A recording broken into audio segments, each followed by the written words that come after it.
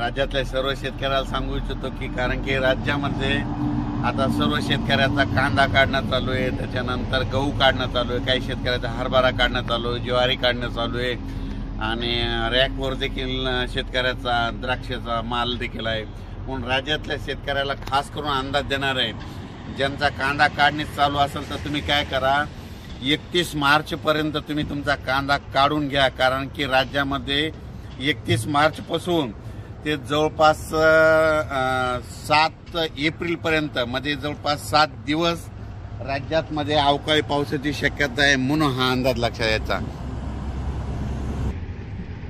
जसा आता हे मार्च एंड चालू आहे तसंच म्हणजे मार्च एंडला सगळे कामं म्हणजे आठवत येते समजा बँकेचे याचे, तसं माझं एक सगळ्या सर्व शेतकऱ्याला म्हणणं आहे की तुम्ही काय करा, ह्या मार्च एंड म्हणजे 31 तारखेपर्यंत आपल्या शेताचे सगळं गहू कांदे असलं तर काढून घ्या. कारण की राज्यामध्ये 1 एप्रिलपासून ते 7 एप्रिलपर्यंत म्हणजे जवळपास 7 दिवस राज्यात दररोज आज या भागात, उद्या दुसऱ्या भागात, पुन्हा परवा दिवशी तिसऱ्या भागात, पुन्हा चौथ्या दिवशी पहिल्या भागात असा अवकाळी पाऊस पडणार आहे. म्हणजे सांगायचं झालं तर मुंबईला देखील पाऊस पडणार आहे, पुण्याला देखील पडणार आहे, पूर्व विदर्भ, पश्चिम विदर्भ, दक्षिण महाराष्ट्र, उत्तर महाराष्ट्र, कोकणपट्टी, खानदेश, मराठवाडा मध्ये सगळ्या भागामध्ये दररोज 1-1, 2-2 दिवस मुक्काम करत पाऊस पडणार आहे. म्हणून हा अंदाज लक्षात घ्यायचा.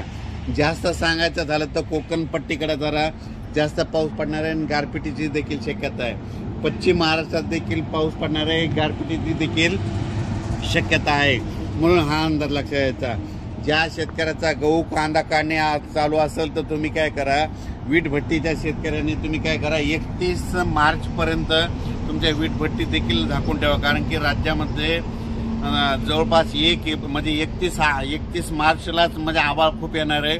31 मार्च ते 7 एप्रिल म्हणजे जवळपास ह्या म्हणजे अवकाळीचा मुक्काम जवळपास 7 दिवस राहणार आहे. आतापर्यंत इतका मुक्काम राहत नाही, पण दररोज 2-2 दिवस भागात म्हणजे आज 2 दिवस या भागात, पश्चिम महाराष्ट्रात 2 दिवस, उद्या मराठवाड्यात 2 दिवस, असा परत पुन्हा पश्चिम महाराष्ट्रात 2 दिवस, पुन्हा विदर्भात 2 दिवस, असा भाग बदलत जवळपास 7 एप्रिलपर्यंत राज्यात अवकाळीचं संकट आहे. म्हणून ज्या शेतकऱ्याचा कांदा काढणे असा असेल तर 31 तारखेपर्यंत तुम्ही कांदा काढा, झाकून ठेवा. कारण की राज्यामध्ये अवकाळी पाऊस पडणार.